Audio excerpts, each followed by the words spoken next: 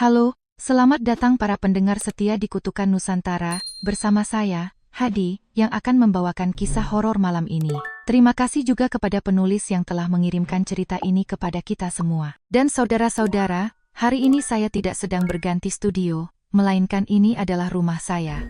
Ya, rumah saya. Tapi tenang, aslinya tidak seperti ini. Ini semua berkat tim editor saya yang butuh waktu 3 hari untuk mengatur efek latar belakang ini untuk syuting. Jadi tolong, jangan gosipkan rumah saya seperti rumah hantu, nanti saya bisa diusir dari rumah. Kasihanilah saya, ya, oke, mari kita sudahi basa-basinya.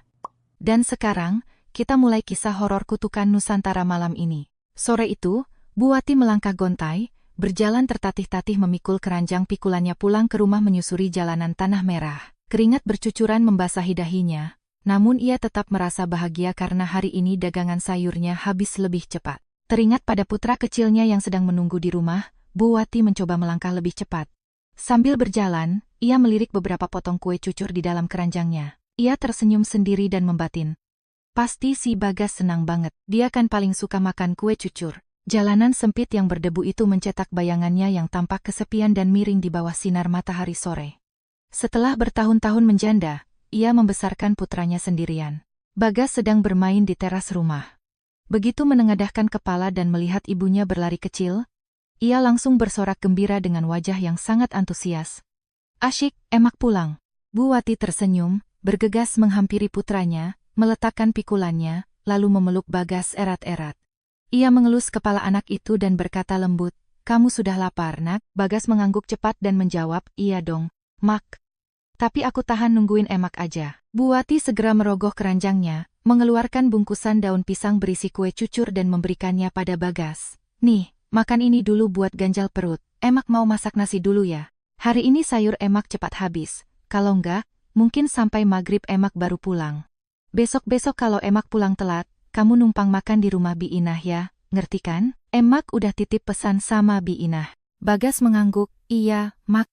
Lalu ia mengambil bungkusan kue cucur itu dan melompat-lompat kegirangan. Baginya, itu adalah makanan paling lezat di dunia. Bu Wati berdiri tersenyum menatap anaknya, hatinya dipenuhi kebahagiaan yang tak terhingga. Suaminya meninggal dunia karena sakit keras saat ia baru mengandung Bagas 3 bulan. Sampai sekarang, saat Bagas sudah berusia 9 tahun, ia tetap memilih menjanda untuk membesarkan anaknya, tak berniat mencari pendamping lagi. Di hatinya, tak ada yang bisa menggantikan sosok mendiang suaminya. Begitulah Bagas tumbuh besar dalam limpahan kasih sayang seorang ibu yang rela menderita demi dirinya. Bu Wati tak pernah mengeluh lelah, setiap hari memikul sayur ke pasar tradisional untuk mencari uang reseh demi reseh. Ia berhemat sedemikian rupa demi membiayai sekolah Bagas agar anaknya tidak kalah dari teman-temannya. Malam harinya, di dalam rumah berdinding bilik bambu yang sudah kusam dimakan cuaca, Bu Wati duduk menjahit seragam sekolah anaknya yang robek. Sesekali ia menatap Bagas dan tersenyum. Bagas sedang duduk di dekat lampu templok, membalik halaman buku usangnya. Ia mendongak menatap ibunya dan berkata, "Mak, besok waktunya bayar uang SPP." Gerakan tangan Bu Wati terhenti sejenak. Wajahnya berubah muram, namun ia mengangguk pelan, "Iya, nak. Nanti lusa emak kasih ya, besok emak usahakan kumpulin uangnya dulu." Bagas tampak sedikit kesal tapi tetap mengangguk, karena usianya yang masih kecil membuatnya belum benar-benar mengerti keadaan. Bu Wati memang tidak pernah menceritakan kondisi kesulitan keluarga mereka. Ia selalu berusaha memberikan yang terbaik agar Bagas bisa fokus bersekolah. Waktu berlalu begitu cepat.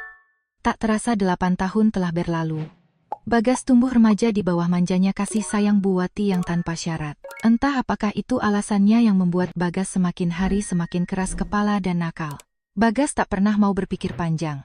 Ia hanya tahu bermain, malas bekerja, dan parahnya lagi, ia memutuskan berhenti sekolah.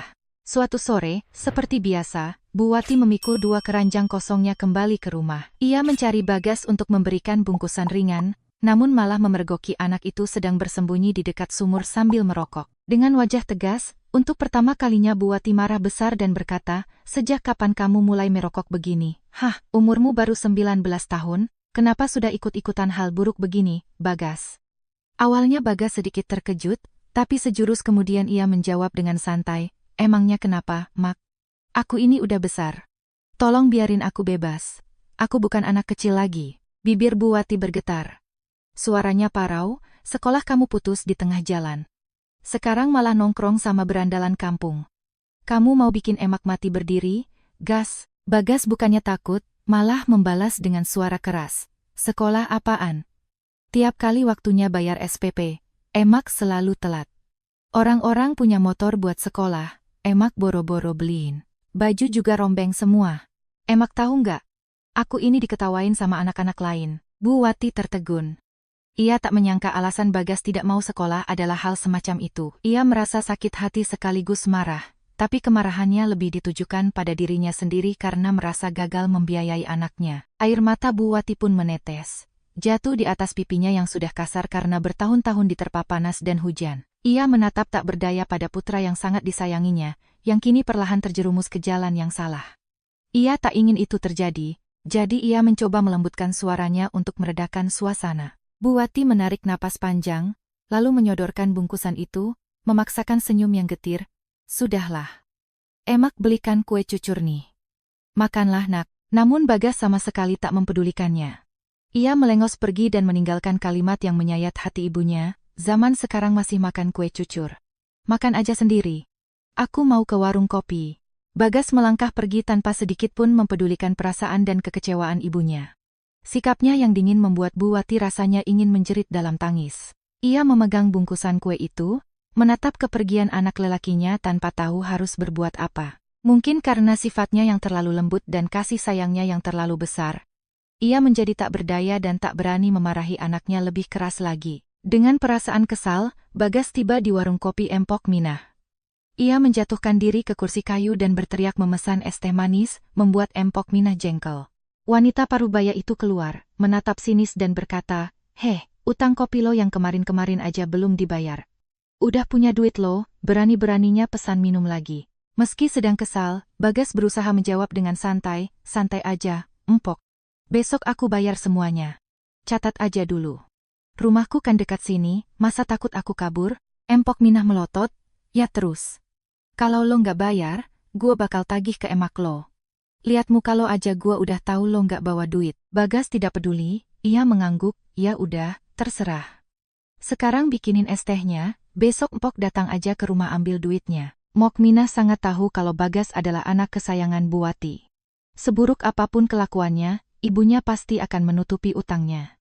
Ia pun mengangguk tapi tak lupa menambahkan, "Awas ya, ini yang terakhir. Warung gue juga butuh modal, bukan yayasan amal." Bagas mengibaskan tangan, "Iya, bawel." Tepat saat Empok Minah masuk, gerombolan teman-teman Bagas Sinanang dan gengnya masuk ke warkop. Mereka berjumlah sekitar 5 atau 6 orang. Semuanya adalah pemuda berandalan kampung. Nanang menarik kursi, duduk menatap Bagas, dan berkata dengan wajah menantang, "Gas, tar malam mabuk yuk. Di kafe dangdut Mami Rosa ada cewek baru, putih mulus, cakep bener dah." Mendengar itu, hati Bagas langsung berdebar tertarik. Ia mengangguk cepat, "Ayo aja, tapi gue lagi bokek nih. Kalian yang traktir ya." Nanang tampak ragu. Belum sempat ia menjawab, Mok Minah meletakkan gelas dengan keras di meja. Bagas menenggadah dan dengan angkuh berkata, "Empok, bikinin kopi buat mereka semua. Katat di bongu." Melihat itu, Nanang mencondongkan tubuhnya dan berbisik ke telinga Bagas, "Gas, mending kita sikat ayam jagonya Pak Harun aja. Ayam Bangkok itu harganya mahal kalau dijual, lumayan buat modal mabuk malam ini. Tadi gue lihat orangnya pergi ke pasar, rumahnya kosong melompong. Ini bukan pertama kalinya mereka mencuri. Setiap kali kehabisan uang untuk bersenang-senang, mereka selalu mencuri barang warga." Bagas mengangguk cepat, "Oke. Habis ngopi kita langsung eksekusi. Gue juga lagi malas pulang ke rumah." Nanang tertawa puas. Ia menoleh pada teman-temannya yang lain, memberi isyarat bahwa semuanya sudah diatur. Menjelang maghrib, mereka mulai menyelinap ke rumah Pak Harun. Karena tubuh Bagas paling kecil, ia selalu ditugaskan untuk menyusup.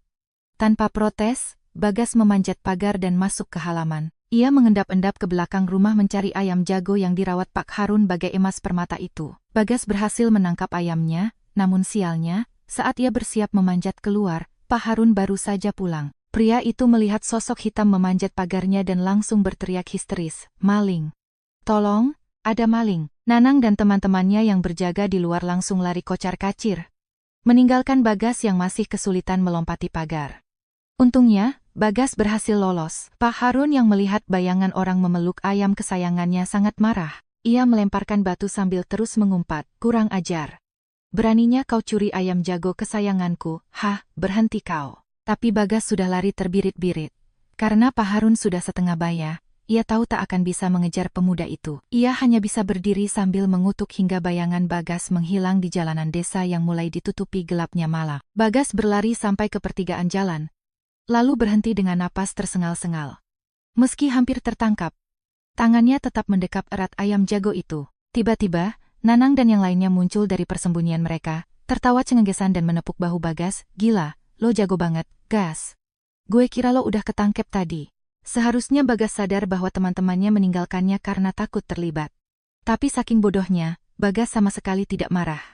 Ia malah mengangkat dagunya dengan bangga, perkara kecil. Kalau gue yang turun tangan, mana ada yang gagal. Mereka semua tertawa dan menyanjung Bagas, membuat kesombongannya semakin menjadi-jadi karena merasa dihormati oleh teman-temannya. Ayam jago Pak Harun dijual dan menghasilkan uang yang lumayan.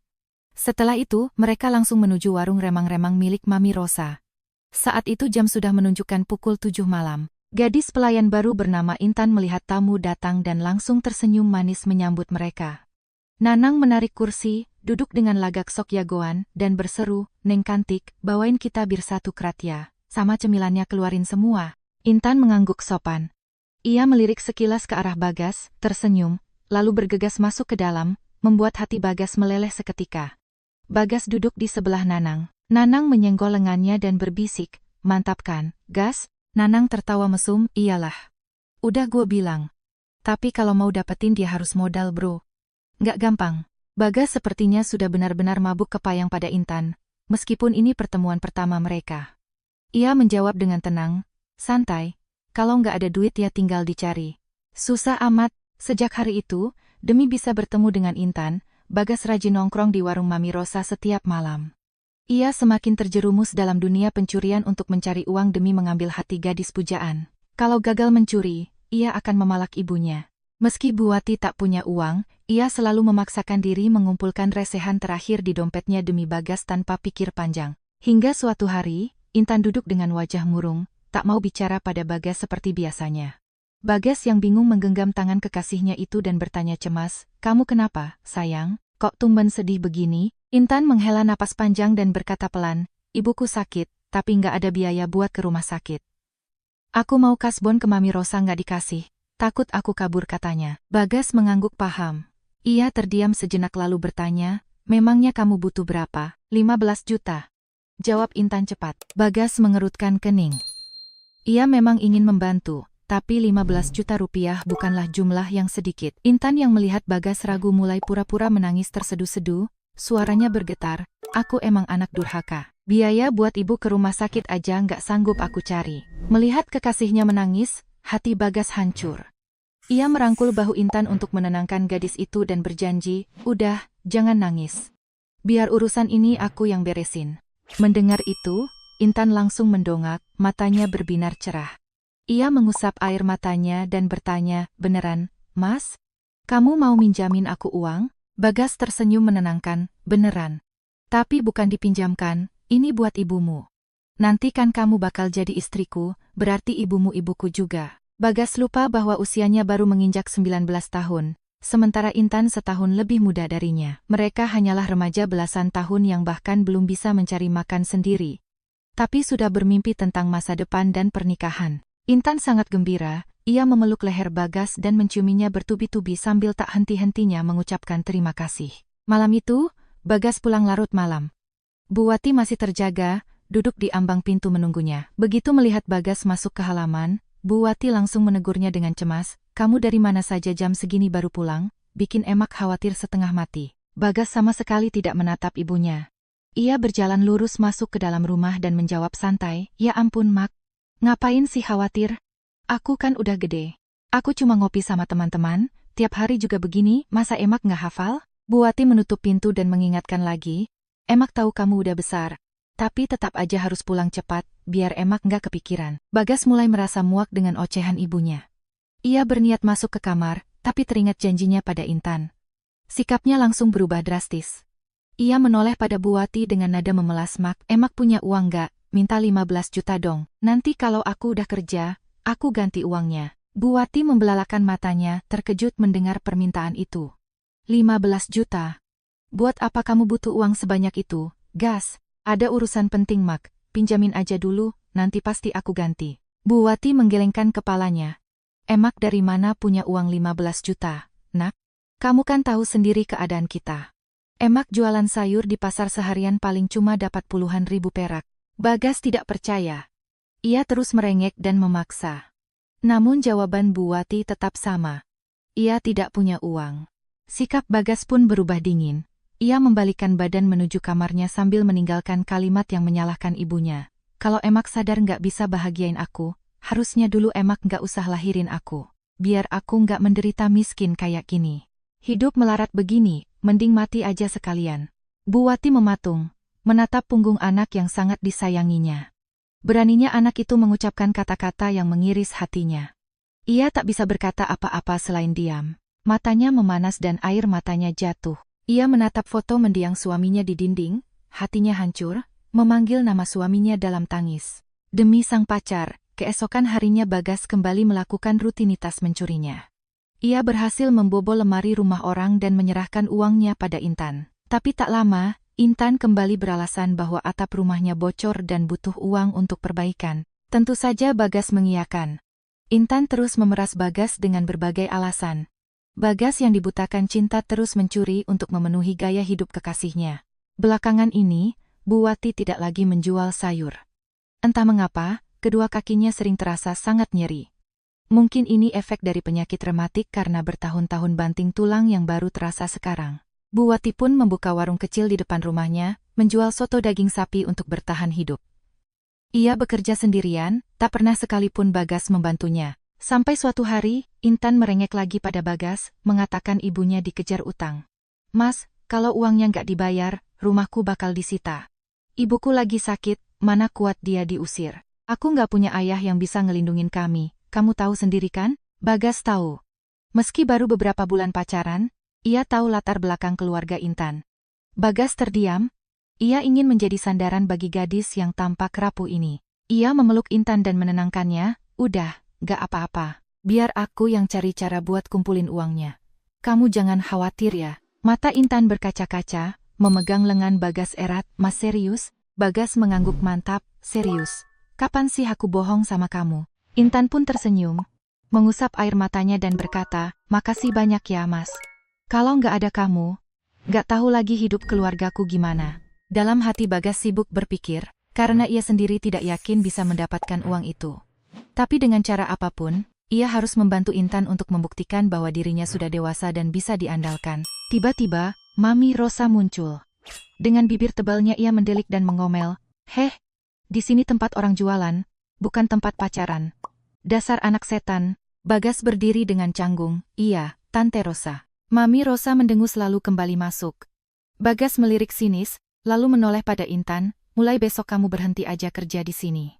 Isinya laki-laki hidung belang semua, aku nggak suka." Intan tampak ragu, "Tapi kalau aku berhenti, siapa yang kasih makan ibuku?" "Gak apa-apa, kamu di rumah aja, biar aku yang urus semuanya." Mendengar itu, Intan lega. Ia segera berjanji akan berhenti kerja besok. Malamnya, saat Bagas pulang, ia melihat Bu Wati masih terjaga memetik sisa sayuran yang mulai layu. Bu Wati menatap Bagas dan bertanya, "Dari mana jam segini baru pulang?" Bagas menjawab malas, "Dari warung kopi." "Nanya mulu dah." Bu Wati menghela napas panjang. Wajahnya menggelap, tak bisa lagi menasihati anak semata wayangnya itu. Semenjak ia membuka warung soto daging, banyak tetangga yang berlangganan. Tapi ia bekerja sendiri dari pagi hingga malam, tak sedikit pun Bagas mau membantunya. Bu Wati hafal betul sifat Bagas yang pemalas, jadi ia membiarkan saja anaknya itu keluyuran di jalanan. Bagas berniat masuk ke kamar, tapi teringat uang untuk Intan. Ia berbalik dan bertanya, "Mak, ada uang gak? Pinjam dikit dong." Kali ini Bu Wati tidak bertanya alasannya. Ia menjawab tegas, "Gak ada. Emak butuh uang buat belanja modal soto besok. Sisanya harus ditabung, buat jaga-jaga kalau Emak sakit." Bagas tahu, ibunya tidak akan memberikan sepeser pun padanya. Dengan perasaan kesal, ia masuk ke kamarnya tanpa berkata apa-apa. Namun, tengah malam, Bagas mengendap-endap keluar kamarnya. Ia menyelinap masuk ke kamar ibunya, mendekati lemari kayu tempat ibunya menyimpan uang. Dengan sangat pelan ia membuka lemari itu. Matanya berbinar melihat tumpukan uang kertas kusut di dalamnya. Ia meraup semuanya. Ia tak peduli berapa jumlahnya, yang penting ada uang untuk memuaskan pacarnya. Tapi saat ia berbalik untuk keluar, kakinya tersandung kaki ranjang, membuat Bu Wati terbangun karena kaget. Melihat Bagas memegang segepok uang, Bu Wati sadar anaknya sedang mencuri. Ia marah besar, "Bagas, beraninya kamu mencuri uang emak?" Bagas panik. Secara refleks ia menggeleng cepat, "Enggak, aku nggak ngambil apa-apa kok." Untuk pertama kalinya Bu Wati benar-benar murka. "Terus apa yang kamu pegang itu? Ngapain kamu tengah malam masuk ke kamar emak?" Bagas yang tersudut kehabisan alasan, ia pun membantah. "Mak, pinjam sebentar aja. Nanti aku balikin." "Nggak bisa, itu uang modal jualan. Kalau kamu ambil, emak jualan pakai apa besok? Kamu nggak pernah bantu emak, sekarang kamu malah mau nyusahin emak." "Hah?" Bagas tak mempedulikan kemarahan ibunya. Ia bersikeras membawa pergi uang itu dan melangkah keluar kamar. Bu Wati tak bisa menahan diri lagi, ia melompat turun dari ranjang dan merebut uang itu dari tangan Bagas. Mereka berdua tarik-menarik. Karena emosi, Bagas mendorong ibunya dengan sangat keras. Tubuh Bu Wati terpelanting, kakinya terpeleset, dan ia jatuh terjerembab ke lantai. Kepalanya membentur ujung ranjang kayu dengan keras. Darah segar langsung memuncrat, mengalir membentuk genangan merah di lantai batu itu. Bagas terperanjat hebat. Ia bergegas jongkok, mengguncang bahu ibunya. "Mak, emak nggak apa-apa kan? Aku nggak sengaja, mak." Namun Bu Wati tak lagi bergerak. Kedua matanya membelalak menatap langit-langit, menyimpan rasa sakit dan kekecewaan mendalam pada anak durhaka yang tega merenggut nyawanya. Bagas gemetar ketakutan. Ia meletakkan jarinya di bawah hidung ibunya. Tak ada napas. Saking paniknya, ia melepaskan kepala ibunya begitu saja, membuatnya membentur lantai dengan bunyi buk. Bagas terengah-engah. Ia menatap kedua tangannya yang berlumuran darah, seluruh tubuhnya menggigil. Ia bergumam terbata-bata, ini nggak mungkin." Bagas duduk lemas di lantai, menatap kosong pada jasad ibunya tanpa tahu harus berbuat apa. Uang kertas yang kini bernoda darah berserakan di sekitar jasad dingin itu. Malam berlalu dengan sangat panjang. Bagas bergelut antara rasa takut, duka, dan kewarasannya. Hingga akhirnya, saat langit mulai terang di luar sana, Bagas menggigit bibir, berdiri, dan dengan langkah tegap menuju dapur untuk mengambil golok daging pemotong tulang. Dengan wajah dingin layaknya iblis, ia memutilasi jasad ibunya sendiri. Terdengar bunyi tuk-tuk bergema di dalam rumah yang pernah menjadi saksi masa kecil Bagas, tempat di mana tangan lembut ibunya selalu merawatnya. Namun kini, Bagas sendirilah yang mengayunkan golok, memotong tangan ibunya sepotong demi sepotong tanpa ragu. Darah memuncrat mengenai wajahnya yang masih hangat, namun Bagas sama sekali tak merasa iba. Bagas memotong tubuh ibunya menjadi beberapa bagian, lalu memasukkannya ke dalam boks es pendingin yang sudah usang, tempat ibunya biasa menyimpan daging dan tulang sapi untuk kuah soto. Setelah selesai, ia kembali ke kamar untuk membersihkan sisa darah, hingga tak ada satu pun jejak tertinggal. Tepat saat matahari terbit, terdengar suara tetangga memanggil dari depan. "Itu Mang Udin." "Bu Wati, udah buka belum sotonya? Tumben kesiangan nih." Bagas sedikit terkejut, suaranya bergetar saat menyahut. Emak lagi sakit, Mang. Hari ini nggak jualan dulu." Terdengar Mang Udin menggerutu. "Yah, padahal lagi pengen banget soto daging." "Ya udahlah, gue cari bubur ayam aja di depan." Bagas mengintip dari celah jendela. Setelah memastikan Mang Udin pergi, ia menghela napas lega dan merosot duduk di lantai. Pikirannya buntu. Setelah melakukan kejahatan keji ini, ia tak tahu harus berbuat apa. Tiba-tiba ia teringat pada Intan. Ia segera bergegas keluar rumah mencari kekasihnya itu. Mendengar pengakuan Bagas, wajah Intan memucat, mulutnya ternganga. Keringat dingin bercucuran di pelipisnya karena ketakutan. Ia terbata-bata, "Apa? Ibumu mati?" Bagas mengangguk, "Iya. Sekarang aku bingung harus gimana. Di belakang rumah ada tukang bangunan lagi ngerjain rumah tetangga. Kalau aku kubur di sana, pasti ketahuan. Kalau sampai mereka tahu." Seluruh tubuh Intan bergetar hebat. Ia juga tidak tahu harus berbuat apa. Tapi Bagas dengan nada dingin, tanpa sedikit pun rasa kasihan pada ibunya, berkata, "Ibuku udah mati, berarti rumah dan tanah ini jadi milikku. Emak juga masih nyimpan beberapa perhiasan emas di lemari. Tapi kita harus singkirkan mayatnya dulu, jangan sampai ada yang tahu." Mendengar kata emas, Intan perlahan mulai tenang. Meski usianya masih muda, Kerasnya jalanan membuatnya jauh lebih licik dari gadis seumurannya. Intan menatap tajam Bagas dan berkata rendah, "Ibumu jualan soto daging kan? Aku tahu caranya. Ayo kita ke rumahmu, biar aku yang urus." Bagas mengerutkan kening, tapi menuruti perkataan kekasihnya itu. Sesampainya di rumah, tanpa ragu Intan menarik kantong plastik berisi potongan tubuh Buati dan membawanya ke dapur. Bagas kaget, "Kamu mau ngapain?" Intan menjawab datar dengan tatapan kejam, "Iris dagingnya buat campuran soto. Tulang dan kepalanya kita rebus buat kaldu. Kita harus menghilangkan jejak mayat ini. Emangnya kamu mau simpan dia di rumah terus?" Mendengar itu, bulu kuduk Bagas merinding, keringat dingin membasahi dahinya. Ia tak menyangka Intan seberani dan sekejam itu. Tapi beberapa saat kemudian, Bagas mengangguk dengan suara gemetar. "Tapi apa nggak ketahuan? Gimana kalau orang curiga?" Intan menjawab santai, "Nggak usah khawatir, biar aku yang urus semuanya." Dan begitulah, gadis yang terlihat lemah gemulai itu dengan dinginnya mengiris daging kemerahan dari jasad seorang manusia. Di dapur yang remang-remang saat pagi baru saja datang, bagian kepala Buati dimasukkan Intan ke dalam panci kuah kaldu soto. Bagas melihat dengan jelas kedua mata ibunya masih terbuka lebar menatap ke arahnya. Saking takutnya, Bagas memalingkan wajah. Tapi Intan malah dengan santainya mengambil sendok sayur besar dan menekan kepala Buati ke dasar panci. Uap panas mengepul, membawa aroma amis dan anyir daging yang menyebar memenuhi seisi ruang dapur. Sungguh pemandangan yang sangat mengerikan. Di luar halaman, beberapa pelanggan sudah mulai berdatangan untuk memesan soto. Tangan Bagas gemetar saat menyajikan mangkuk-mangkuk soto itu. Ia tak berani menatap langsung ke dalam mangkuk yang berisi irisan daging merah dan kuah kaldu kental yang menebarkan aroma sangat aneh. Pak Harun, tetangga sebelahnya, melihat Bagas mengantar soto dan merasa heran. "Loh, emakmu mana, Gas? Tumben kamu yang jualan?" Bagas menjawab gugup, "Iya, Pak, emak lagi sakit, tiduran di dalam. Jadi hari ini aku dibantuin temanku jualan." Pak Harun mengangguk-angguk sambil memuji, "Tumben kamu mau bantuin emakmu. Syukurlah kalau kamu udah mulai sadar, kamu kan udah gede, Gas." Bagas hanya tersenyum kaku dan bergegas pergi. Tak tahan melihat Pak Harun menjepit irisan daging itu dengan sendok dan memakannya. Mangkuk demi mangkuk soto disajikan hingga siang hari. Sisa dagingnya dimasukkan Intan ke dalam kulkas untuk dijual lagi besok. Intan lalu mengambil tengkorak Buati yang sudah direbus beserta sisa tulang belulang. Lalu memasukkannya ke dalam kantong plastik hitam. Ia menoleh pada Bagas dan berkata, "Organ dalamnya biar di kulkas dulu, nanti kita urus belakangan. Yang ini, kamu kubur aja di halaman belakang. Kalau ada yang lihat, bilang aja ini sisa tulang sapi, kamu kubur biar nggak digondol anjing liar. Pasti aman." Bagas menggigil. Ia menerima kantong berisi sisa jasad ibunya itu tanpa merasa bersalah. Ia hanya merasa takut karena ini adalah jasad manusia. Ia menatap Intan dan bertanya ragu, "Apa ini beneran aman?" Intan memasang wajah galak, "Kan aku udah bilang aman. Lakuin aja sesuai yang aku bilang." Bagas mengangguk patuh.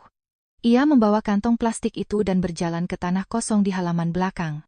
Dengan tangan gemetar ia mulai menggali tanah. Tiba-tiba, seorang tukang bangunan dari rumah sebelah melongok dan berteriak, "Woi, lagi ngapain lu? Nanam pohon?" Bagas tersentak kaget, tapi berusaha menjawab setenang mungkin, "Iya, Bang." Tukang itu tertawa, "Oh, pantesan.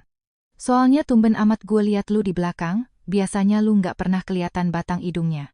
Bagas tidak menjawab, ia hanya tersenyum kecil lalu melanjutkan pekerjaannya, menyembunyikan kantong plastik itu di punggungnya sampai lubangnya cukup dalam, lalu menguburkan ibunya di sana. Keesokan harinya, Intan kembali mengeluarkan sisa daging dari kulkas untuk diolah lagi menjadi soto, menyempurnakan penghilangan jejak jasad Buati. Anehnya, tak ada satupun pelanggan yang menyadari. Bahkan ada yang memuji soto buatan Intan jauh lebih enak dari buatan Buati. Bagas tak pernah berani melihatnya. Ia hanya mengantar pesanan, meletakkannya, lalu buru-buru masuk ke dalam rumah. Pak Harun yang sangat perhatian, sengaja menunggu Bagas keluar lalu bertanya, "Gimana emakmu, udah baikan belum?" Bagas bergumam, Udah, Pak." Pak Harun mengerutkan kening, "Atau nanti Bapak suruh Bu Harun nengokin ya. Sakit apa sih kok lama bener?" Bagas panik dan buru-buru menolak, "Nggak usah, Pak, nggak usah. Emak udah mendingan kok, cuma karena kena angin luar makanya aku suruh emak istirahat aja di dalam rumah. Aku kan udah gede, masa nggak mau bantuin emak?" Mendengar itu, Pak Harun mengangguk puas. "Ya udah, kamu rawat emakmu yang benar. Bapak lihat dari dulu ibumu kerja keras banget. Kalau kamu udah sadar, itu bagus, Nak." Bagas bernapas lega, mengusap keringat di dahinya. Iya, Pak, aku tahu. Beberapa hari kemudian, ketika semua daging jasad Buati telah habis diolah dan dijual oleh Intan, gadis itu menyuruh Bagas menyebarkan rumor bahwa Buati minggat dari rumah ikut laki-laki lain. Warga kampung tentu merasa tak percaya. Tapi, berita itu keluar dari mulut anak kandungnya sendiri. Masa ia seorang anak memfitnah ibu kandungnya sendiri? Akhirnya warga mulai saling berbisik membicarakan gosip miring tentang Buati. Hanya keluarga Pak Harun yang masih ragu. Bu Harun yang sedang makan bersama suaminya berkata, "Pak, masa iya sih Buati kelakuannya begitu? Perasaan ibu ada yang aneh deh." Pak Harun mengangguk, "Bapak juga nggak pernah lihat dia dekat sama siapa-siapa. Tiba-tiba minggat begitu aja, aneh banget emang." Bu Harun meletakkan piringnya. Di kampung ini banyak loh laki-laki yang diam-diam naksir Buati, tapi dia nggak pernah nanggapin siapa-siapa. Pak Harun terdiam sejenak, berpikir. Lalu ia menggeleng, siapa tahu dia naksir orang dari luar kampung, Bu. Kalau si Bagas bilangnya begitu, ya udah kita terima aja. Nggak mungkin kan dia ngarang cerita jelek tentang ibunya sendiri? Bu Harun mengangguk setuju dan kembali melanjutkan makan tanpa membahasnya lagi. Sementara itu, Bagas dan Intan mulai menjual perhiasan emas simpanan Buati. Bagas hanya menyisakan sedikit untuk mentraktir teman-temannya mabuk, sisanya ia serahkan semua pada Intan untuk melunasi utang keluarganya. Bagas dengan cepat melupakan semuanya. Ia tak merasa menyesal, tak ada sedikit pun rasa bersalah telah membunuh orang yang melahirkannya. Bagas hidup foya-foya bersama teman-temannya. Sampai ketika uangnya habis, ia kembali ke rumah untuk membuka warung soto. Tapi tak ada lagi warga yang mau membeli di tempatnya. Bagas duduk bosan di teras warung, teringat pada Intan. Ia pun pergi mencari kekasihnya itu di saat hari sudah mulai gelap. Namun saat tiba di rumah Intan, ia melihat gadis itu sedang duduk bermesraan dengan pria lain. Bagas mengamuk, ia menerjang masuk, menunjuk wajah pria itu dan membentak, "Apa-apaan ini? Intan, siapa cowok ini?" Sebelum Intan menjawab, pemuda itu sudah mendongak dan menantang, "Gue pacarnya Intan." "Harusnya gue yang nanya, lo siapa?" "Hah?" Bibir Bagas bergetar menahan amarah, matanya memerah. Ia menggeram dari sela giginya, "Gue pacarnya Intan." "Lo yang siapa, bangsat?" Belum selesai Bagas bicara, sebuah pukulan keras mendarat telak di wajahnya. Bagas terpental dan jatuh terguling di tanah. Intan dengan santai berjalan menghampirinya, jongkok, lalu tersenyum sinis menatap Bagas. "Kamu udah nggak ada gunanya lagi buatku. Kalau kamu sadar diri, mending pergi dari sini. Jangan ganggu aku lagi. Kalau enggak, aku bakal bongkar semua kejahatanmu. Jangan salahin aku kalau aku nggak kenal ampun." Bagas baru menyadari sifat asli kekasihnya. Ia tak menyangka gadis seusia Intan bisa selicik dan sekejam ini. Bagas tak berani membalas. Ia menahan rasa sakit, memegang wajahnya, dan berdiri. Sebelum pergi, ia melontarkan ancaman, "Kalian berdua bakal nyesel." Intan hanya menatap kepergian Bagas dengan senyum meremehkan, lalu kembali bermanja-manja ke pelukan pacar barunya yang baru ia kenal 3 hari yang lalu. Bagas pulang dengan langkah gontai, membawa dendam namun tak tahu harus berbuat apa. Matanya tanpa sadar menyapu sekeliling rumah yang kini terasa sangat kosong. Tiba-tiba ia merasa rindu pada ibunya. Tepat saat itu, Bagas melihat ada bayangan hitam pekat sedang duduk menyisir rambut di dalam kamar ibunya. Jantung Bagas serasa copot, ia melangkah mundur dengan dada berdebar kencang. Namun saat ia memicingkan mata, bayangan itu hilang. Bagas tak berani masuk untuk memeriksa. Ia mulai ketakutan karena rumah itu mendadak terasa sangat dingin dan mencekam. Belum hilang rasa kagetnya, dari arah dapur terdengar bunyi keras. "Buk!" Bagas menoleh dengan panik, matanya menangkap sesosok bayangan perempuan berbaju putih berdiri memunggunginya. Rambut hitamnya panjang terurai hingga ke punggung. Dari posturnya, Bagas samar-samar mengenali siluet tubuh kurus itu. Tangannya mulai gemetar hebat, keringat dingin membanjiri telapak tangannya. Tiba-tiba lampu rumah padam seketika. Dari arah dapur kembali terdengar bunyi tuk. Tuk, tuk, persis seperti suara orang memotong tulang daging. Bagas sangat ketakutan. Tanpa berpikir panjang, ia lari terbirit-birit keluar rumah. Napasnya tersengal, mulutnya kaku tak bisa mengeluarkan satu suara pun. Di jalan, ia berpapasan dengan Nanang yang sedang menuju warung Mami Rosa. Nanang melihat Bagas berlari seperti orang kesurupan, lalu menarik kerah bajunya. "Woi, Gas, lo kenapa lari kayak dikejar hantu?" Bagas yang mulai tersadar, menjawab terbata-bata dengan napas putus-putus. Ada setan." Nanang mengernyit ragu. Mengira Bagas sedang mabuk, "Setan apaan jam segini?" "Mabok lo?" Bagas menggeleng kuat-kuat. Wajahnya pucat pasi, "Gue nggak mabuk. Beneran ada hantu." Nanang masih tak percaya. Ia mencondongkan wajahnya ke hidung Bagas untuk mencium bau alkohol, tapi memang tak ada bau minuman keras. Nanang bertanya pelan, "Serius lo lihat hantu? Di mana?" Bagas baru mau menjawab, tapi teringat bahwa sosok itu adalah ibunya. Kalau ia cerita, Nanang pasti curiga kalau ibunya sudah mati. Bagas berusaha menenangkan diri, ia menarik napas dalam-dalam lalu berbohong, "Enggak, tadi gue habis nonton film horor, gue jadi parno sendiri. Gak ada apa-apa kok." Nanang menghela napas lega, lalu memukul bahu Bagas cukup keras sambil tertawa. "Gila lo ya, bikin kaget aja. Gue kira lo beneran lihat kuntilanak. Ayo temenin gue ke tempat Mami Rosa, sumpek banget pikiran gue akhir-akhir ini." Bagas langsung setuju tanpa pikir panjang.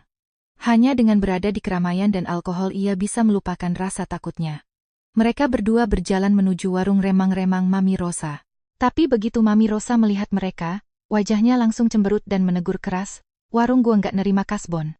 Kalau kalian nggak bawa duit, mending nggak usah mampir." Nanang membusungkan dada dan menjawab, "Kita mau minum, Mami jangan ngeremehin kita terus dong." Mami Rosa mencibir, "Ya siapa yang tahu. Gue ngomong di depan biar nggak ribut di belakang." Nanang membalas, "Udah, Mi, keluarin bir dingin 2 botol sama kacang.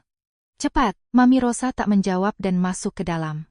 Bagas menatap Nanang, "Lo punya duit dari mana?" Nanang tersenyum licik, "Ya dari nyolong lah, masa dari kerja." "Nyolong di mana?" Nanang meletakkan jari di bibir, menyuruh Bagas diam, lalu berbisik, "Di proyek jembatan dekat kuburan. Banyak besi nganggur di situ. Kalau dijual lumayan harganya." Mendengar itu, Bagas kembali bersemangat dan lupa akan ketakutannya. Ia bertanya penasaran. Nanang lalu menjelaskan strateginya untuk masuk ke lokasi proyek dan cara mencuri besi-besi itu. Bagas mendengarkan dengan serius dan mengangguk-angguk paham. Malam harinya, setelah mabuk berat, kedua pemuda itu pulang ke rumah Bagas untuk tidur. Bagas yang sudah mabuk parah langsung merebahkan diri di kursi ruang tamu dan tertidur pulas tak ingat dunia. Tapi Nanang agak terbangun karena merasa haus. Ia meraba-raba berjalan ke arah dapur untuk mencari air minum. Dapur itu sangat gelap gulita. Hanya ada sedikit pantulan cahaya dari ruang depan. Nanang mencari-cari sakelar lampu tapi tak menemukannya. Ia meraba-raba dinding sampai tangannya menyentuh kulkas usang itu. Senang karena menemukan kulkas, Nanang langsung menarik pintunya. Cahaya kulkas menyala, dan Nanang nyaris jantungan. Di dalam kulkas itu, ada sebuah kepala manusia dengan wajah pucat kebiruan, matanya melotot tajam menatap tepat ke arahnya. Nanang terjatuh ke lantai, celananya basah karena ia mengompol saking takutnya.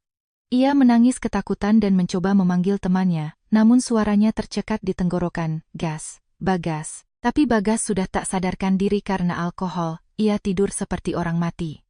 Nanang membeku di tempat, memejamkan matanya rapat-rapat tak berani melihat ke arah kulkas lagi. Belum sempat ia menenangkan diri, dari belakang punggungnya terdengar bunyi tuk yang sangat keras. Nanang terkesiap dan menoleh. Ia melihat sesosok tubuh tanpa kepala sedang berdiri memegang golok. Sosok itu seolah tak menyadari kehadiran Nanang. Ia terus membelakangi Nanang sambil mengayunkan golok memotong sesuatu di atas talenan kayu. Tuk, tuk. Dan yang lebih mengerikan lagi, yang sedang dipotong di atas talenan itu adalah lengan manusia yang masih bergerak-gerak. Nanang benar-benar kehilangan suaranya. Ia mengesot mundur keluar ruangan, seluruh tubuh bagian bawahnya basah kuyup karena ketakutan. Setelah berhasil mencapai pintu depan, ia memaksakan diri berdiri dan berlari sekencang mungkin. Ia meninggalkan rumah horor itu tanpa berani menoleh ke belakang sedikit pun. Sementara Bagas masih tertidur lelap tanpa tahu apa yang terjadi. Di ruang tamu itu, sosok kurus ibunya tiba-tiba melangkah mendekati Bagas. Sosok hantu sang ibu menatap wajah anaknya dalam-dalam. Meskipun anaknya telah melakukan dosa besar yang tak termaafkan, sebagai seorang ibu yang melahirkannya, kasih sayangnya tetap ada. Beberapa hari kemudian, Bagas merasa heran karena Nanang tak pernah muncul lagi. Ia mendatangi warkop dan benar saja, Nanang sedang duduk bersama teman-temannya. Bagas masuk dan menepuk bahu Nanang. "Woi, kemana aja lo beberapa hari ini ngilang?" Begitu menoleh dan melihat Bagas, wajah Nanang memucat, teringat kejadian malam itu. Ia menjawab terbata-bata, "Di rumah aja gue." Bagas mengerutkan alisnya. Ia membungkuk dan bertanya, "Lo kenapa? Muka lo pucat amat." Nanang bingung harus menjawab apa. Ia segera berdiri, menarik lengan Bagas keluar dari warkop. "Bentar ya, gue ada urusan." Di luar, Nanang bertanya dengan suara tertahan, "Waktu itu lo bilang lo lihat hantu kan? Di mana? Di rumah lo ya?" Bagas tersentak. Sedikit ragu ia menjawab, memangnya kenapa lo nanya gitu? Nanang mendesak, jawab aja, bener nggak? Bagas berpikir sejenak lalu beralasan, ya itu kan cuma karena gua habis nonton film horor. Rumah gua biasa aja kok, nggak ada apa-apa. Nanang merinding mengingat kejadian mengerikan itu, lalu menceritakan semuanya pada Bagas. Mendengar cerita itu, Bagas sebenarnya ketakutan, namun beberapa hari ini ia sama sekali tidak pernah melihat hal aneh lagi. Ia pun berusaha menenangkan Nanang, agar tidak ketahuan soal pembunuhan ibunya, lo pasti mabok berat waktu itu sampai halusinasi. Kemarin gue juga gitu kan? Nanang menatapnya curiga, lo serius? Iyalah. Udah ah. Sekarang kita jadi ke proyek ngambil besi nggak? Bokek nih gue. Pusing. Nanang mengangguk karena ia juga butuh uang. Maka malam itu juga, mereka berdua menuju ke proyek jembatan dekat area kuburan. Karena angin malam berembus sangat dingin, Nanang jongkok bersembunyi. Setelah merasa aman, ia memberi isyarat pada Bagas untuk mengikutinya. Bagas merangkak maju dan berbisik, gelap banget, mana kelihatan besinya di mana? Nanang menempelkan jari telunjuk ke bibir, menyuruh Bagas diam. Lo jaga di luar aja. Biar gue yang masuk ngambil. Kalau ada yang datang, lo siul aja biar gue bisa sembunyi, ngerti? Bagas mengangguk, tapi teringat pembagian uangnya. Ia bertanya, tunggu, entar hasilnya dibagi gimana? Nanang mendengus kesal, bagi dua lah. Siapa yang mau nyolong jatah lo? Bawel amat, Bagas puas. Ia berdiri di luar pagar proyek, matanya awas mengawasi sekitar.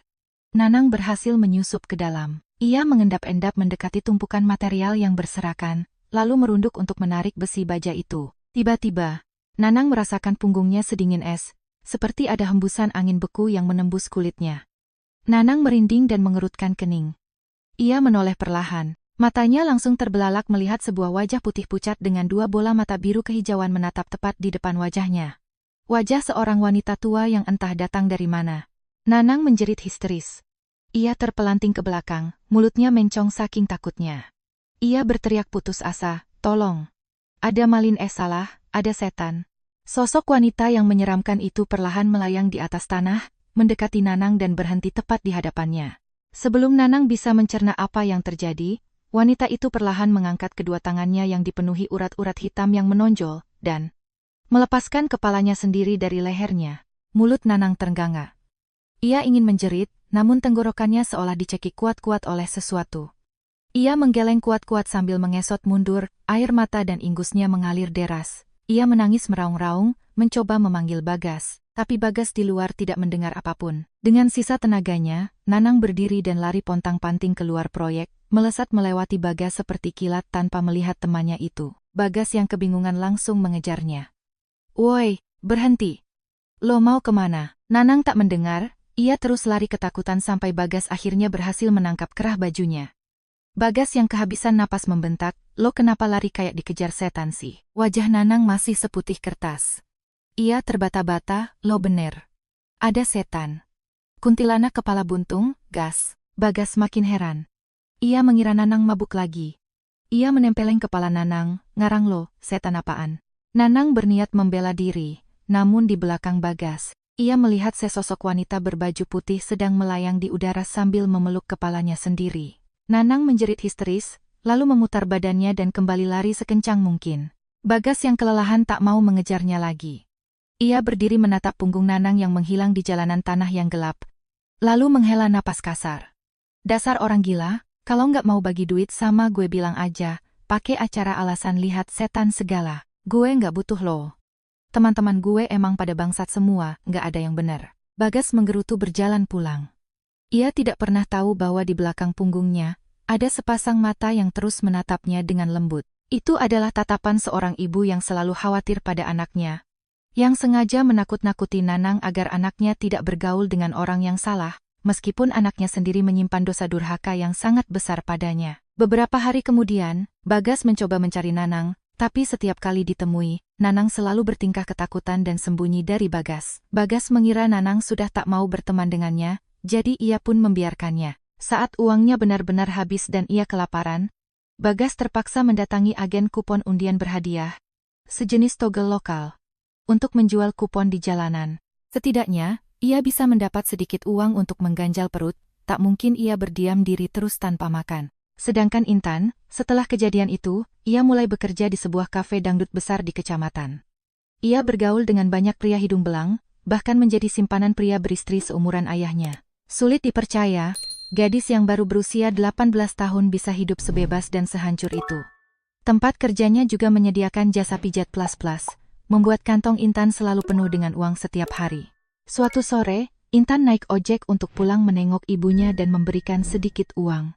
Kang Asep, si tukang ojek yang biasa mengantarnya, menyapanya ramah, "Kok tumben pulang sore, Neng?" Intan mengangkat bahu. "Iya, ada tamu telat tadi, Kang." Kang Asep hafal betul sifat Intan yang galak, jadi ia tak banyak tanya lagi. Ia menyalakan mesin motor dan melaju ke jalan raya. Saat motor hampir sampai di jalan menuju rumahnya, tiba-tiba Intan merasakan hawa sangat dingin yang menusuk tulang punggungnya. Ia merinding, lalu menoleh ke belakang.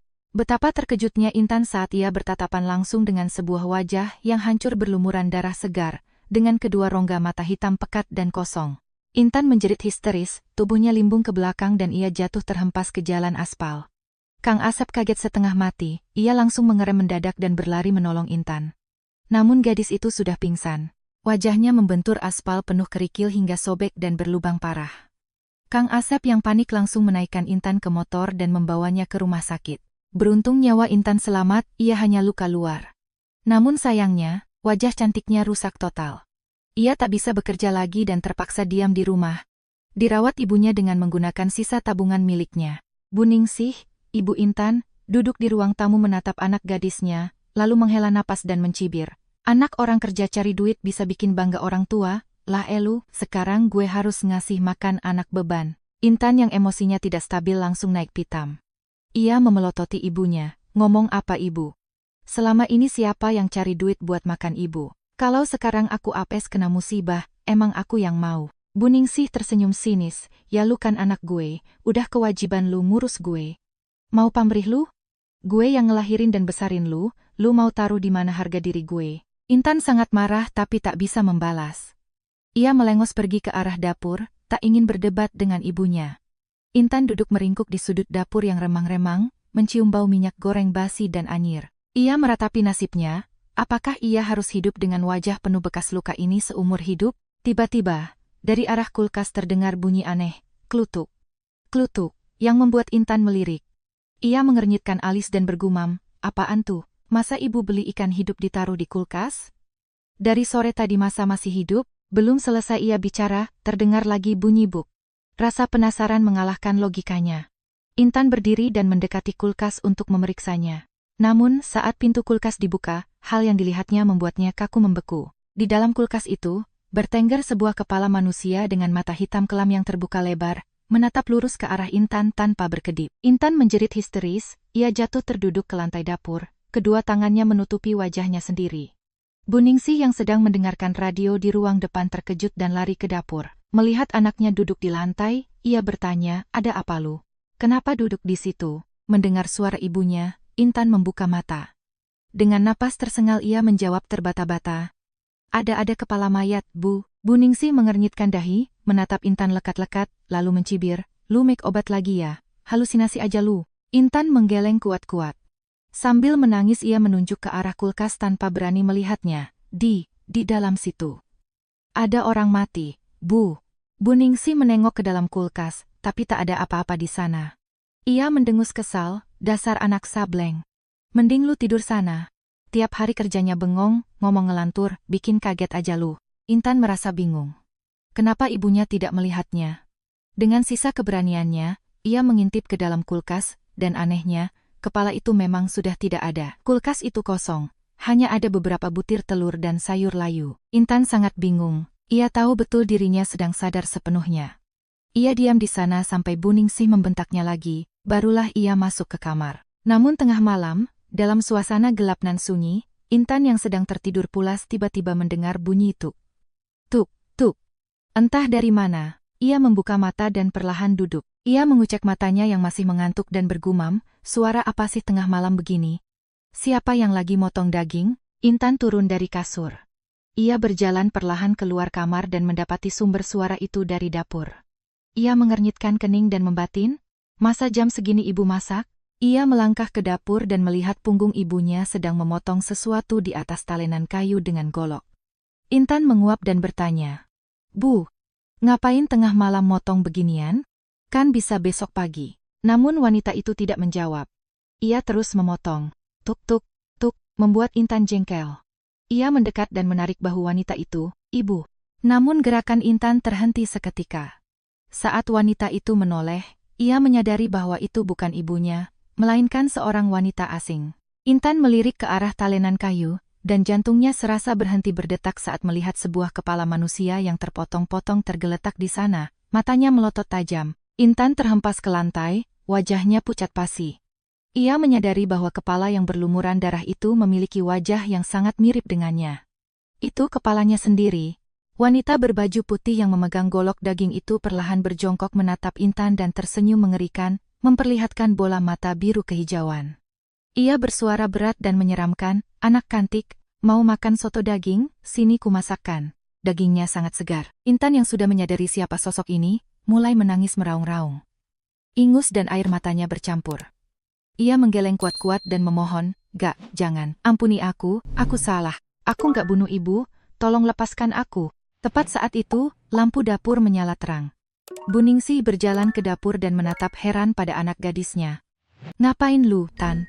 Tengah malam bukannya tidur malah duduk ngomong sendiri di dapur?" Intan tak bisa menjelaskan apa-apa karena saking takutnya. Ia terus menangis histeris, membuat ibunya khawatir. Bu Ningsih memapa Intan kembali ke kamar. "Besok gue bawa lu ke rumah sakit lagi deh buat periksa kepala lu. Jangan-jangan otak lu geser pas jatuh dari motor." Namun Intan terus memeluk erat lengan ibunya, tak mau melepaskannya. Ia memohon-mohon agar malam ini diizinkan tidur bersama ibunya. Bu Ningsih yang tak paham apa yang terjadi akhirnya setuju. Sepanjang malam berlalu, hanya Bu Ningsih yang tertidur pulas hingga mendengkur. Intan tak bisa memejamkan mata sedetik pun. Setiap kali ia menutup mata, wajah hantu wanita itu terus terbayang. Menjelang pagi, karena terlalu lelah, barulah ia tertidur. Sementara itu, nasib Bagas juga tak kunjung membaik. Sudah beberapa hari dagangan ia berjalan dari ujung kampung ke kampung lainnya. Namun tak ada warga yang mau membeli dari pemuda sehat dan masih kuat yang memilih berjualan kupon ketimbang bekerja keras. Bagas menatap tumpukan kupon di tangannya, lalu melihat jam dan bergumam, harus buru-buru dibalikin ke agen nih. Bagas berjalan cepat menyusuri jalan setapak di senja hari. Jika ia tidak segera mengembalikan kupon yang tidak laku, ia harus membayarnya sendiri, dan ia tak punya uang. Namun karena terburu-buru, kakinya tersandung batu besar dan ia jatuh tersungkur ke tanah. Kakinya terkilir hingga tak bisa berdiri. Di jalanan sepi itu, tak ada satupun orang yang lewat untuk menolongnya. Bagas berusaha duduk, memijat kakinya sendiri. Ia melihat kupon-kuponnya berserakan di tanah berdebu, lalu menghela napas panjang, "Sial. Udah miskin, ketimpa tangga pula. Apes banget hidup gue." Sampai hari benar-benar gelap barulah Bagas bisa berdiri dan berjalan tertatih-tatih pulang. Ia lelah dan kelaparan. Di saat seperti ini, pikirannya hanya membayangkan masakan enak buatan ibunya. Ia menunduk sedih, ucapan emak. Bahkan tak berani ia keluarkan dari mulutnya, karena ia tahu dosa besar yang dilakukannya tak terampuni. Bagas tak pernah tahu, saat punggungnya menghilang di jalanan yang gelap seperti masa depannya, sepasang mata gaib terus menatapnya dengan penuh kelembutan. Tatapan yang meski samar, masih menyimpan ribuan kasih sayang abadi dari ibunya. Keesokan paginya, Bagas datang ke agen undian untuk mengembalikan kupon sisanya. Saat ia menyiapkan mental untuk dimarahi bos agen karena tak sanggup membayar kupon sisa semalam, bos itu malah keluar menyambutnya dengan wajah semringah, menepuk bahu Bagas. "Wah, selamat, Gas, bakal kaya mendadak nih lu." Bagas melongo bingung. Ia mengerutkan alisnya. "Maksudnya apa, bos?" Bos agen tertawa lepas. "Kupon yang lu bawa 5 lembar kemarin itu, semuanya tembus hadiah utama, Gas. Gue inget lu bawa 20 lembar kan?" Bagas mendengar berita itu bagaikan tersambar petir di siang bolong. Ia berjalan mendekati papan pengumuman hasil undian. Ia ingat betul. Kemarin ia hanya bisa menjual 15 kupon, dan sisa 5 kupon yang ia bawa pulang ternyata memenangkan hadiah utama. Bagas hampir menangis bahagia. Ia berlari keluar tanpa pamit, meninggalkan bos agen yang kebingungan. Di zaman itu, hadiah undian resmi seperti ini jumlahnya sangat besar. Bagas bisa mencairkan uang yang sangat fantastis. Ia tak berani keluar rumah, menjaga baik-baik uang pemberian Tuhan itu. Bagas mulai sadar. Ia diam-diam membuat altar kecil untuk Bu Wati. Tentu saja ia menyembunyikannya di dalam kamar agar tak ada warga yang tahu, karena warga masih mengira ibunya kabur dari rumah. Bagas bersujud di depan foto ibunya, membenturkan kepalanya ke lantai sambil menangis terseduh-seduh. "Mak, maafkan aku. Aku anak durhaka yang pantas mati, Mak. Tolong ampuni aku. Aku tahu aku salah. Seandainya Emak masih ada sekarang, aku pasti udah bisa bahagiain Emak, Mak." Tiba-tiba, hembusan angin sejuk menerpa wajahnya, membawa aroma harum yang sangat ia kenal. Bagas semakin yakin bahwa ibunya telah memberikan jalan rezeki untuknya. Ia menangis semakin keras, tangannya gemetar saat menyentuh bingkai foto ibunya. Tak lama setelah itu, kehidupan Bagas mulai membaik. Ia kembali membuka warung soto dagingnya dan mempekerjakan karyawan. Warga yang melihat Bagas sudah sadar dan mau bekerja keras, merasa ikut senang dan mulai ramai membeli sotonya setiap hari. Pak Harun dan Bu Harun yang penasaran, sesekali bertanya, "Dari mana modal lu buka warung gede begini, Gas?" Bagas tersenyum lembut, "Uang dari Emak, Pak. Emak kabarin katanya sekarang udah mapan kerja di kota, makanya dia kirimin aku modal. Emak sayang banget sama aku." Mendengar itu, Pak Harun lega dan semua prasangka buruk warga tentang Bu Wati akhirnya hilang. Ia menepuk pundak Bagas, "Syukurlah. Yang rajin ya kerjanya." Bagas mengangguk, "Iya, Pak." Hatinya merasa lega karena bisa membersihkan nama baik ibunya di mata warga, meskipun ia sadar dosanya sendiri tak akan pernah bisa terhapus. Warung Bagas semakin maju. Nanang dan gengnya beberapa kali datang menemuinya, tapi Bagas tak mau melayani mereka. Ia hanya menyuruh karyawannya memberikan makanan, sementara ia sendiri masuk ke rumah. Nanang, yang masih trauma dengan kejadian hantu di rumah itu, berbisik pada teman-temannya, jangan-jangan si Bagas ini miara tuyul ya. Kok cepet banget kayaknya?" Seorang pemuda lain menyahut, "Gue denger gosipnya sih. Dia menang undian hadiah utama dari agen. 5 kupon sekaligus tembus." Nanang mengangguk-angguk, seketika niat jahat muncul di kepalanya. Malam harinya, Nanang dan gerombolannya datang ke rumah Bagas. Mereka menunggu sampai warung tutup dan lampu rumah dipadamkan. Nanang yang paling nekat berbisik pada yang lain, "Kalian jaga di luar, tar gue jebol bilik bambunya dari samping. Kalau ada apa-apa, gue siul." Teman-temannya mengangguk, tapi baru saja Nanang berhasil melubangi dinding bilik bambu dan memasukkan kepalanya untuk mengintip ke dalam, ia langsung melompat mundur. Wajahnya pucat pasi tak berdarah. Di dalam ruangan yang gelap itu, terpampang jelas sesosok wajah putih pucat dengan mata biru yang menyala sedang menatapnya dari jarak dekat. Nanang langsung mengenali hantu itu. Ia merangkak mundur. Rahangnya kaku, hanya bisa bergumam ketakutan, "Tolong. Tolong. Ya Allah Gusti, ya ampun, kenapa tiap gue mau nyolong selalu ketemu setan ini?" Gerombolannya yang bingung tak sempat bertanya, tapi saat mereka mengintip ke lubang itu, mereka melihat sosok hantu yang sama. Sontak mereka semua lari pontang-panting, berlomba menyelamatkan diri tanpa berani menoleh ke belakang lagi. Sementara di dalam rumah, Bagas sedang tidur nyenyak tanpa tahu apa yang baru saja terjadi. Sebulan kemudian, saat sore berganti malam, Bagas sedang beres-beres menutup warungnya. Tiba-tiba, Intan muncul di depannya. Gadis itu memakai selendang untuk menutupi wajahnya. Ia menatap sinis dan menyindir, "Wah, rajin bener sekarang ya bos. Udah sukses, kok nggak pernah nyariin aku?" Bagas mendongak. Meski wajah Intan tertutup selendang, ia sangat mengenali suaranya. Bagas menjawab dingin, "Ngapain aku nyari kamu? Bukannya kamu lagi sibuk seneng-seneng sama om-om di kafe sana?" Intan membalas dengan nada angkuh, "Wah, ternyata diam-diam kamu masih merhatiin aku ya? Susah move on ya?" Bagas tersenyum sinis, "Nggak usah kegeran. Nggak perlu dicari tahu juga satu kampung udah dengar kelakuanmu. Nama kamu udah terkenal." Intan merasa tersinggung. Ia menarik selendang penutup wajahnya. Bagas terkejut melihat wajah Intan yang kini penuh bekas luka dan jahitan mengerikan. Intan menggeram, "Sekarang hidupku udah hancur. Aku nggak bisa kerja lagi. Kalau kamu masih mau hidup tenang, kasih aku duit. Kalau nggak, aku bakal laporin polisi soal pembunuhan ibumu." Bagas tersentak. Ia melirik panik ke sekeliling. Ingin membungkam mulut gadis itu, tapi keadaan masih terlalu terang. Bagas mendesis, "Berani kamu laporin aku?" Intan mengangkat dagunya, "Kenapa enggak? Kalau aku hancur, kamu juga harus hancur. Kalau kamu lapor, kamu juga bakal dipenjara karena ikut bersekongkol potong mayat dan ngilangin jejaknya." Intan tertawa sinis, "Terus kenapa? Sekalipun mati aku udah nggak peduli. Toh hidupku udah hancur. Lagian, aku nggak keberatan masuk penjara asalkan kamu juga ikut membusuk di sana bersamaku." Bagas tersudut. Ia terdiam cukup lama, menarik napas dalam-dalam, lalu berkata dengan suara berat, "Oke. Kamu minta berapa? 50 juta. Nggak kurang, nggak lebih." Bagas mengangguk, "Oke. Masuklah ke dalam, aku ambilkan uangnya. Nggak akan kurang sepeser pun." Intan tersenyum puas dan berjalan masuk ke rumah Bagas. Di luar, Bagas segera mengunci rapat pintu depan.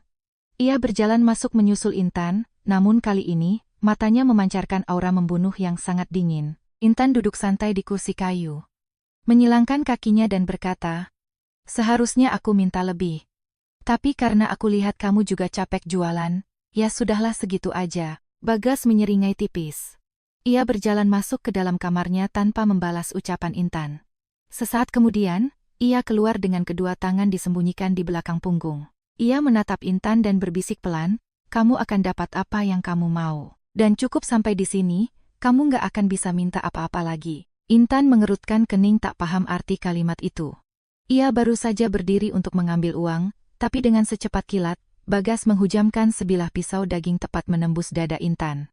Intan yang terkejut tak sempat bereaksi. Matanya terbelalak menatap Bagas. Namun Bagas sama sekali tak merasa ragu. Ia mencabut pisau itu, dan menusukkannya berkali-kali ke tubuh Intan hingga gadis itu ambruk bersimbah darah di atas lantai yang dingin. Genangan darah merah segar mengalir membanjiri lantai ruang tamu. Setelah itu, Bagas menyerahkan diri ke kantor polisi. Ia mengakui semua perbuatannya, termasuk pembunuhan keji terhadap ibunya sendiri. Ibu Intan, Bu Ningsih, menerima jasad anaknya dengan duka yang mendalam. Saat itulah ia baru menyadari, uang sebanyak apapun tidak akan pernah bisa membeli kembali nyawa darah dagingnya sendiri. Bagas duduk terdiam di balik jeruji besi, menanti hari eksekusi hukuman matinya. Namun anehnya, ia merasa sangat damai dan tidak takut sedikit pun. Ia bahkan tersenyum menatap ke sudut gelap sel penjaranya. Di sana, ia samar-samar melihat sosok ibu yang sangat ia rindukan, sedang melambai ke arahnya. Sosok Bu Wati tampak transparan bagai kabut, wajahnya memancarkan kesedihan. Matanya berkaca-kaca menatap anak laki-laki yang sangat disayanginya. Untuk pertama kalinya sejak ia meninggal, hantu Bu Wati bersuara, "Emak nggak bisa lindungin kamu lagi, nak. Maafkan Emak, ini salah Emak yang mendidikmu sampai jadi anak yang salah jalan." Bagas tersenyum tenang. Ia mengulurkan tangannya seolah ingin meraih bayangan ibunya, dan menumpahkan isi hatinya setelah menahan rasa bersalah sekian lama. "Mak, bawa aku ikut sama Emak ya. Biar kita bisa kumpul lagi. Maafin aku, Mak. Aku memang anak durhaka. Setelah aku sadar, semuanya udah terlambat. Biarpun aku punya 1000 kehidupan lagi, aku nggak akan pernah bisa menebus dosaku pada Emak." Bu Wati tersenyum lembut, lalu mengulurkan tangannya menyambut tangan Bagas. Keesokan paginya, saat sipir penjara datang untuk berpatroli, mereka menemukan Bagas telah meninggal dunia di dalam selnya dengan wajah tersenyum. Nah, kisah kita malam ini telah berakhir sampai di sini. Terima kasih kepada para pendengar yang sudah meluangkan waktu mendengarkan kisah kutukan Nusantara malam ini. Kalau kalian para pendengar terutama yang generasi 60-an atau yang usianya sudah 30-an mungkin merasa jalan cerita hari ini agak mirip dengan kisah-kisah legendaris zaman dulu. Jujur saja, saya merasa cerita ini mengingatkan saya pada sandiwara radio klasik atau film-film horor zaman dulu, seperti kisah-kisah tragedi hantu kepala buntung atau misteri kuntilanak tanpa kepala yang sangat melegenda di Nusantara. Itu adalah salah satu cerita yang bikin saya merinding sampai sekarang.